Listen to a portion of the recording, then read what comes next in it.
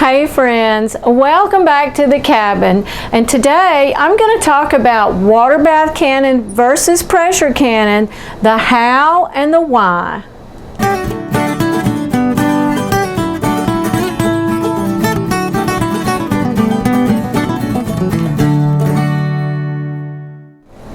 Okay, so let's talk about the different types of canning that you can do. There's two, well actually there's three, but I'm not familiar with one of them, so I'm going to talk about the two that I'm the most familiar with.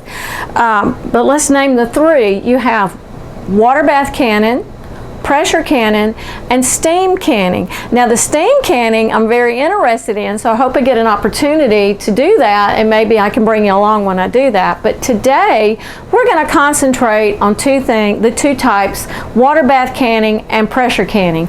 Now a water bath canner is for high acid foods, and that's going to be tomatoes, fruits, your pickles, things with vinegar that are going to be canned, that are pickled with vinegar, and also your jams and jellies, which is usually going to be fruits, you know, with lots of sugar in them. All of those can be done in a water bath canner. What you cannot preserve in a water bath canner are low acid foods such as most vegetables, meats, poultry, seafood, things like that. Okay, so we'll talk about the pressure canner in just a bit, but let's just go over the water bath canner for just a second. Water bath canning is an immersion type of processing.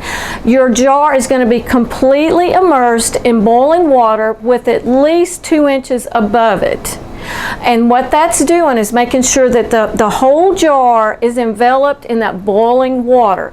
Now you want to, the 2 inches is very important because some of your processing times can be over an hour. So you want to make sure that you've got that 2 inches of water over your jars to begin with, so that as the process lingers on and the water evaporates, your jars are never exposed. The top of your jars are never exposed. You want them completely covered at all times. If there's ever an interruption in that time and it goes below the boiling point, you're going to have to start over with your time, and you're going to have to bring it back up to boiling and start timing all over again from the very beginning. The water bath canning is the simplest process as far as canning, but it's limited as to what you can actually process in it. Make sure that anything that you do can in these canners is high acid. Okay, so I'll be back with you in just a bit, and we'll talk about the pressure canning, and hopefully I can ease your mind about the dangers and give you the confidence to step out and try pressure canning for yourself and not be afraid.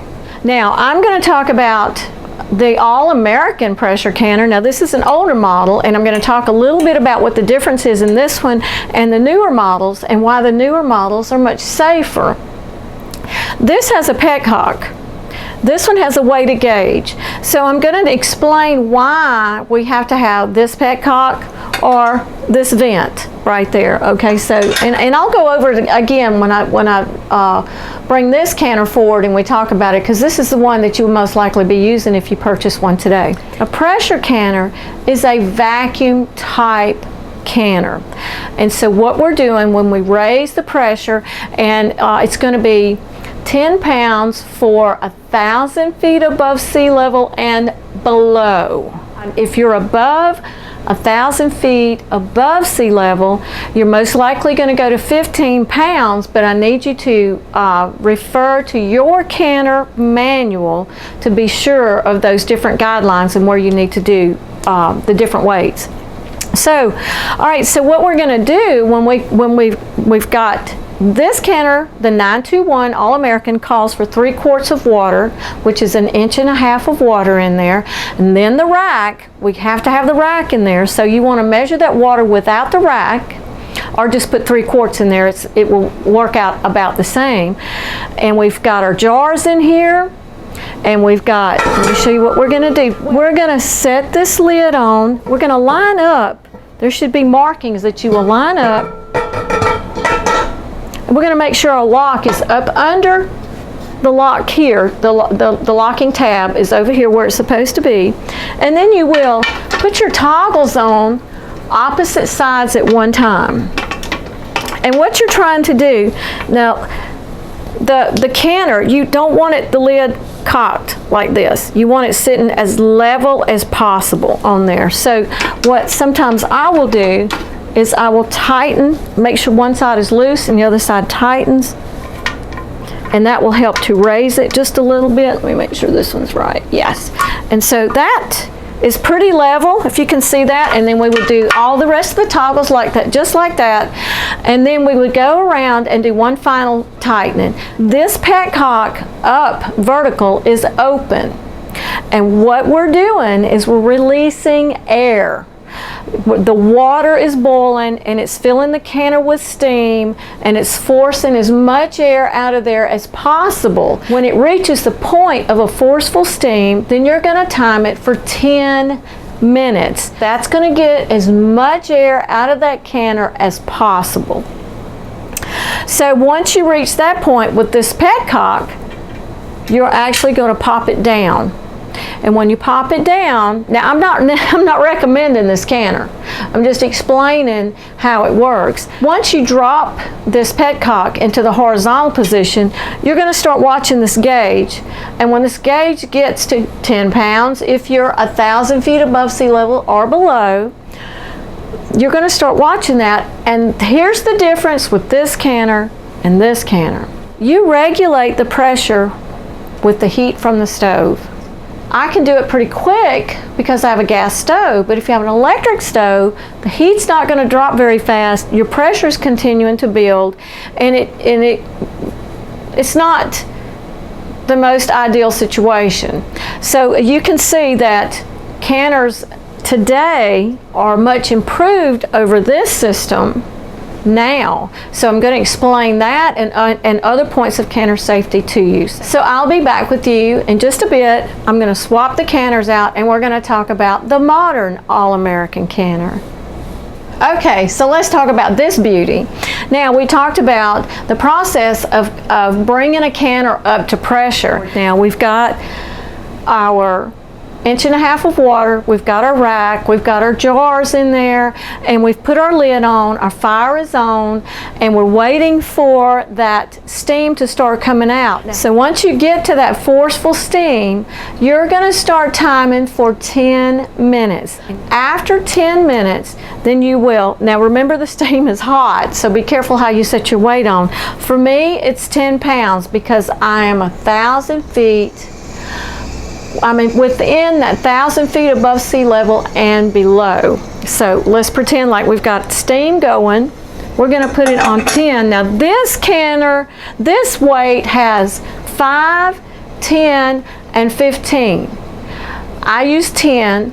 Higher altitudes will use 15. 5 pounds is only used for cooking. Pressure cooking. That's a great point. A pressure canner and a pressure cooker are two different things. Now, sometimes it's used interchangeably, but in the case of especially these canners, now you can buy the smaller saucepan, pot, pressure cookers. Those are 5 pounds of pressure. You cannot can in those. It will not work. It's not a good thing. So that's the difference. That's the difference between a pressure canner and a pressure cooker. We're speaking of a pressure canner. This weight is here and it has actually blocked that vent off, and that's to allow the pressure to build. Our fire is on, we've released the steam, we've pushed the air out, and we've actually filled the canner with steam. Now we're going to watch this go to 10 pounds. Okay? So when we get to 10 pounds, we will start getting a jiggle here. It's gonna just seem to be continuous. It may pause a little bit to start with, but as the pressure really kind of builds in the canner, even at 10 pounds, 11 pounds, then it's gonna try to do a constant jiggle. And you don't want that. You want the jiggle to pause.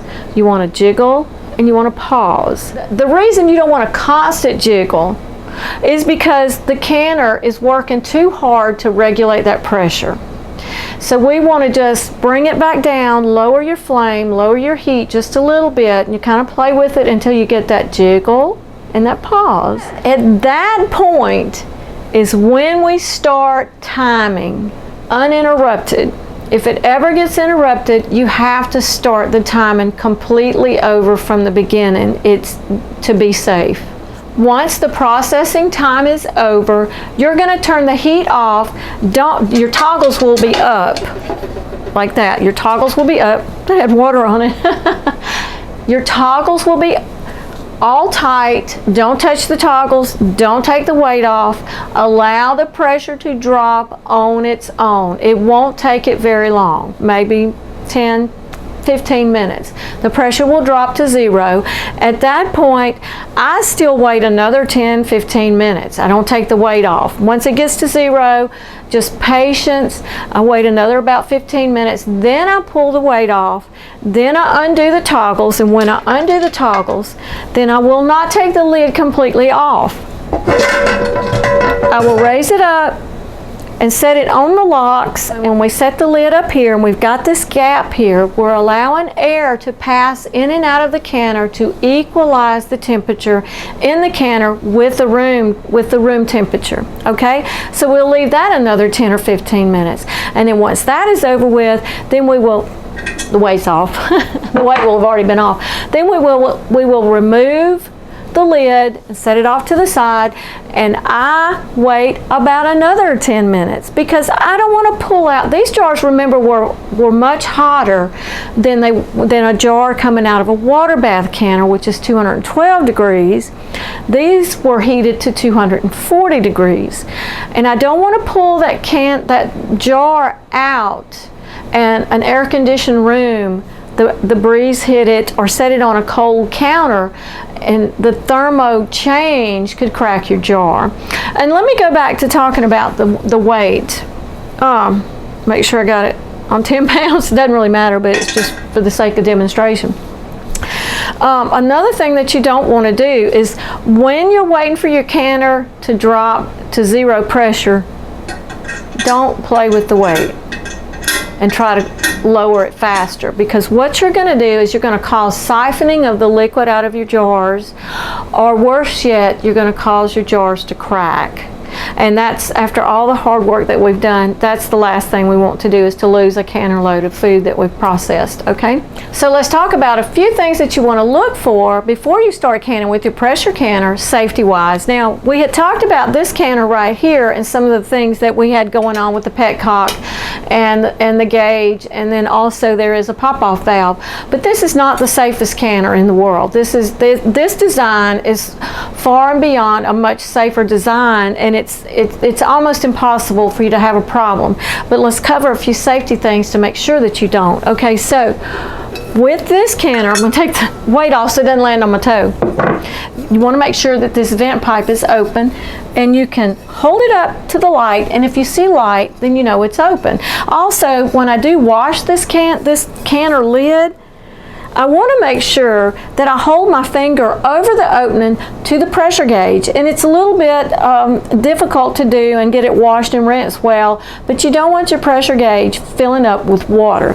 So, and also when I do that though, I also will run water through my vent, and that also tells me if it's clear. You also want to make sure that you've got a good rubber pop-off valve here. If you purchase an older canner, I would suggest that you buy a new pop-off valve to put in, because they can dry rot, especially if you got one at an estate sale or something where it's been stored for a long time.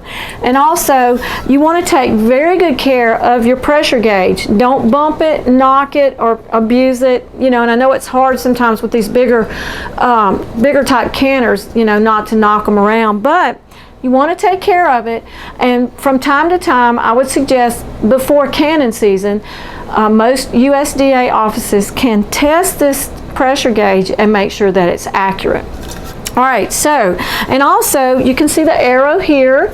You're going to line that arrow up. Usually there's a mark of some sort. Refer to your manufacturer's manual, because this will be on any canner. There'll be a mark that you rung my bell. There'll be a mark that you will line your arrow up with, and I'm going to do that real quick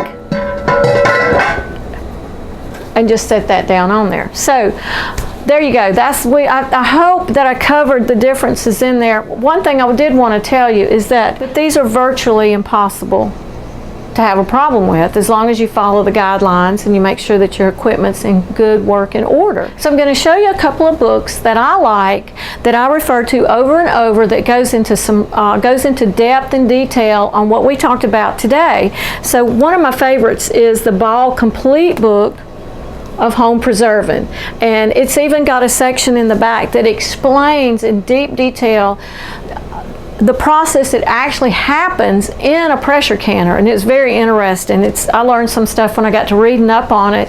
I learned some stuff that I didn't know as well, and it also covers Waterbath Canning. And another book that I love to refer back to is this one. It's called The Homestead Canning Cookbook, and it's by Georgia Varosa. It's one of my favorites. I refer to that one a lot as well. And then another one, and I don't have it in front of me, it's a little bit smaller version of the Ball Home Preserving book. It's called the Ball Blue Book of Canning, and it's another great resource, and it gets updated, I believe, every year, every 2 years or something like that. So those are some great resources. And always your manufacturer's manual on your canner. The All-American is a great canner. I love this canner. It was my dream canner. Now we'll say this one here with the petcock, they do make, get my hand on it over here, they do make a replacement kit where you have the vent pipe and the weights. So you can get that. So if you find this canner here and it's in good shape, don't hesitate to buy it, because you can convert it to the safer version with the weighted gauge on there. So if you're interested in this canner or the books, I'll have links below in the description box where you can go and explore and see if that's something that you might be interested in. Well, I hope you enjoyed this video, and I hope that you found some value in it, and I hope it gives you the confidence to take that step and start canning for yourself and for your family as well. Here at the cabin, we love feedback. So if you have a comment or if you have a question, be sure to leave it in the comment section below, and you know that I want to share these beautiful words with you. Don't ever forget that your Heavenly Father loves you. And I'll see you on the next video. God bless.